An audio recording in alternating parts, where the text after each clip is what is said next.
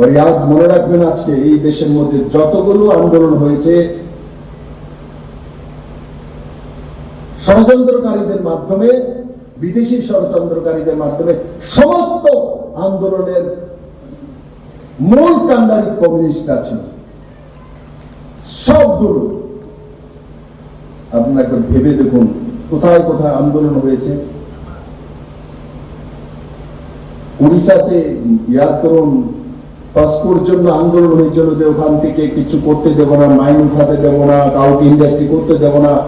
পুরো দুনিয়ার কাছে মেসেজ গিয়েছে ভারতবর্ষের মধ্যে ইন্ডাস্ট্রি করা যাবে না, কারণ ভারতবর্ষের মানুষ জনজাতিরা ইন্ডাস্ট্রি চায় না।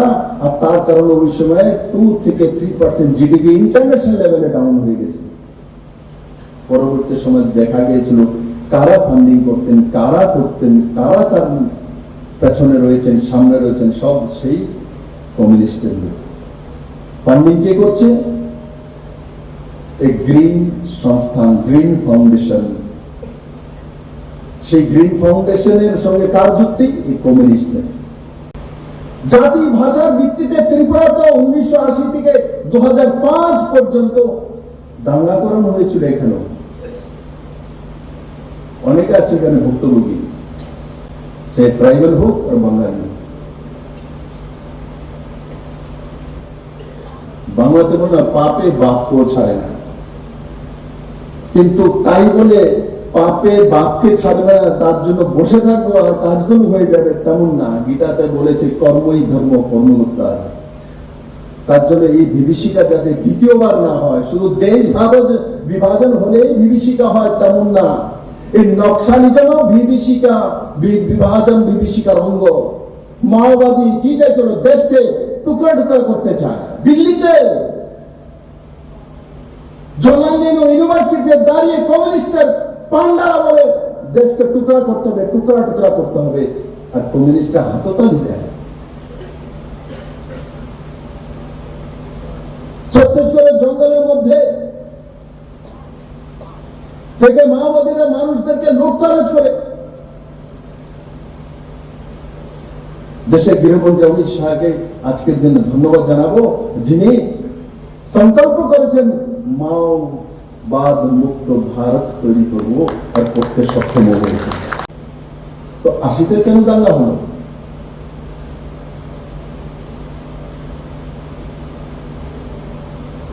তো বিভীষিকা কোথায় শেষ হয়ে গেছে? ভারতীয় জনতা পার্টির কার্যকর্তা বিপ্লবদের চায় এই বিভীষিকাগুলি মনে রাখা আর দ্বিতীয়বার যাতে কোনো জায়গাতে না হওয়া তার ব্যবস্থার জন্য সক্রিয় থাকা। কেউ যদি ভাবি যে এটা শেষ হয়ে গেছে, শেষ হয়নি। আমরা যদি কেউ ভাবি শেষ হয়ে গেছে, শেষ হয়নি। চোখের সামনে বাংলাদেশ, চোখের সামনে পাকিস্তান। পাকিস্তান বাংলাদেশ ছেড়ে দেন, নিজের রাজ্য পশ্চিমবঙ্গের মধ্যে সেটা চলছিল। এবার যদি ভারতীয় জনতা পার্টির সরকার না আসতো, সেখানে খুলে আম হিন্দুদেরকে রেপ করা হতো, কেউ বাঁচাতে পারত না। কারণ কি? প্রশাসকই ইন্ধন যোগাতেন। আমি হিন্দু মুসলমানের পক্ষে বিপক্ষ কথা বলতে বলার জন্য এখানে আসিনি। তো ওই সময় তৎকালীন মুখ্যমন্ত্রী বলতেন পশ্চিমবঙ্গের যে না, ধর্মের মধ্যে বাধা দেওয়া যাবে না, শুক্রবারে নামাজ রাস্তাতেই পড়বে, দরকার দুর্গাপূজা বন্ধ রাখো। ওই আজকে তো বিজেপির মুখ্যমন্ত্রী সৌম্যতা বসেছেন, উনি বলেছেন লাউড স্পিকারও লাগা যাবে না, হিন্দু হোক মুসলমান হোক ডিস্টার্ব হয়, নিজের যেই ছোট ছোট স্পিকার লাগাও, তোমার ধর্ম সংস্থান পর্যন্ত আওয়াজ যাও, তোমাকে 10 কিলোমিটার পর্যন্ত তোমার আওয়াজ শুনতে হবে ডেলি। এমন তো না, ওই কিছু তো হলো না। কোন মুসলমান তো রাস্তায় নামে, ওই আজকে তো রাস্তায় নামাজ পড়া হয় না। তার সঙ্গে সঙ্গে আমরা এটাও বলি, কা দুর্গা পূজায় কি রাস্তাতে হয়? যে ন্যাশনাল হাইওয়েটা বন্ধ করে কে ভিড়ে দুর্গা পূজা করবে? এই কথাটা বললে সেকুলার না। এটাই কমিউনিস্টরা সবচেয়ে বেশি প্রচার করেছিল। আমি আজও সাবধান করি, এই দেশের মধ্যে সবচেয়ে ভয়ানক বিভীষিকা যদি কোনো প্রাণী থাকে সেটা হচ্ছে কমিউনিস্ট। তাদেরকে ইঞ্চ জায়গা দেয় না। এরা মুসলিম লীগের পক্ষে কখনো ছিল, লিয়াকত আলীর পক্ষে কলকাতাতে কখনো ছিল, যখন ডাইরেক্ট অ্যাকশনের কথা বলা হয়েছিল জিন্নার মাধ্যমে, তখন কলকাতা শহরের মধ্যে পাটের কলের মধ্যে সুজিত বাবু নামে যে কমিউনিস্টের নেতা, যে পাটের কলের মধ্যে ছিল, জুট মিলের মধ্যে ছিল, এরা বলেছিল যে স্ট্রাইক দেখেছে, তোমরা সাপোর্ট করো। কমিউনিস্ট তাকে সাপোর্ট করে চলে যাচ্ছে। কমিউনিস্টের চরিত্র বিভীষিকা এরা নিয়ে আসে, এরা হচ্ছে জ্বলন্ত বিভীষিকা, এদেরকে কোনোদিন মাফ করা যায় না। কতজন মৃত্যু হয়েছে, পাঞ্জাব থেকে কতজন ট্রেনে কেটে এনেছে, নোয়াখালীতে কতটা হয়েছে, 1,20,000 হিন্দু ঘর ছাড়া হয়েছে, 1 লাখ হিন্দুদেরকে জড়িয়ে পড়ে মেরে দেওয়া হয়েছে। সমস্ত ইতিহাস বিপ্লবদের পরেও জানে। বিপ্লবদের শুধু পরে আর জানে না, বিপ্লবটা অনুধাবন করে, অনুভব করে। আমি প্রত্যেকটা কার্যকর্তার মধ্যে সেই জ্বলন্ত ভাব দেখতে চাই। তবেই গিয়ে আপনার জীবন সুন্দর হবে, তবেই আপনি আবার বিভীষিকার সামনে পড়বেন না। আপনি যদি ভাবেন এটা তো হয়ে গেছে, অন্ত হয়ে গেছে, দেশ স্বাধীন হয়ে গেছে, সীমানা হয়ে গেছে, আমার কাছে বিএসএফ আছে, এরা কি করবে? তখনও বিএসএফ, তখনও সেনাবাহিনী ছিল, তখনও মানুষ ছিল, তখনও ব্যবস্থা ছিল, তখনও তো ষড়যন্ত্রকারীরা দেশ বিভাজন করতে সক্ষম হয়ে গিয়েছিল। তখনও তো বহু দেশের স্বাধীনতা সংগ্রামী চাইতো যে দেশ বিভাজন না হোক। আর দেশ বিভাজন হওয়ার পরে 1950 সালে ভারতীয় জনতা পার্টির যে founder Shyamaprasad Mukherjee cabinet minister ছিলেন, লিয়াকত আলীর চুক্তিকে জওহরলাল নেহরু অ্যাকসেপ্ট করার কারণে উনি মন্ত্রী পরিষদ থেকে পদত্যাগ করে জম্মু কাশ্মীর রওনা হয়ে গিয়েছিলেন। তারপরে তো জওহরলাল নেহরু সেই লিয়াকত আলীর চুক্তি স্বাক্ষর করেছেন 1950-এ। শ্যামাপ্রসাদ মুখার্জিকে পদত্যাগ করতে হয়েছে, রিজিগনেশন দিয়েছে।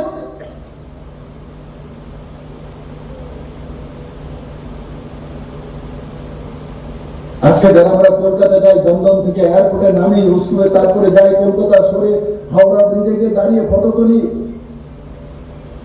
বন্ধু, যদি গোপাল পাঠা না থাকতেন, এক মাছওয়াড়া, এই কলকাতা 24 পরগনা পাকিস্তানের কাছে চলে যেত।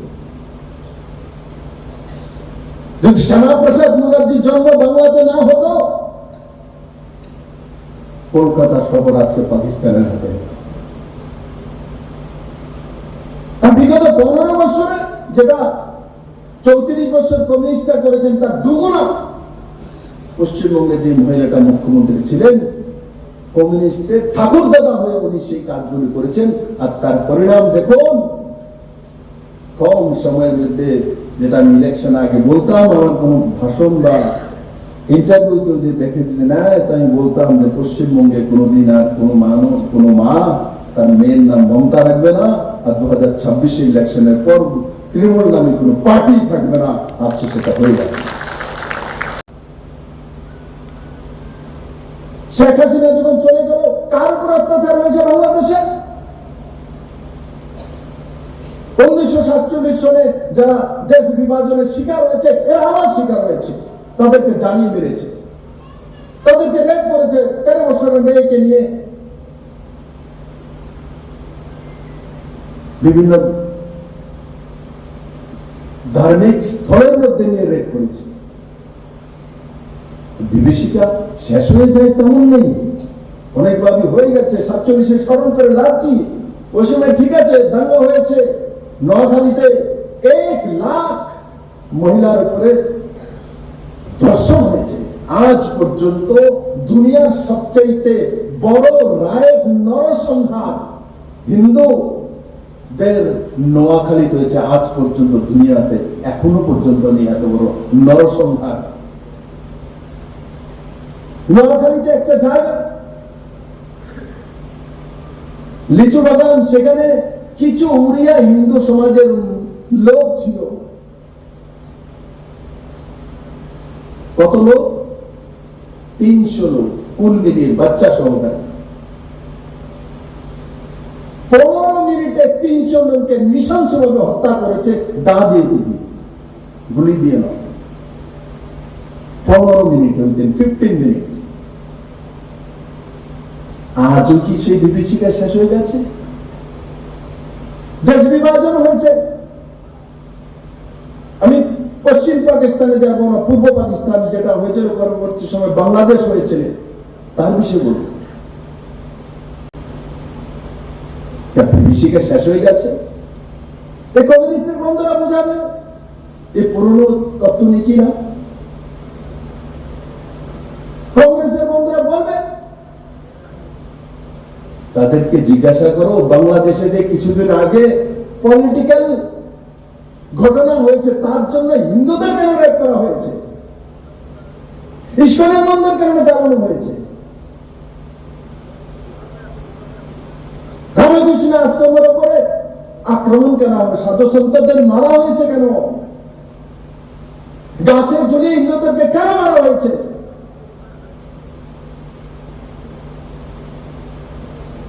12 বছরের 13 বছরের মেয়েদেরকে মাদ্রাসাতে নিয়ে রেপ কেন করা হয়েছে,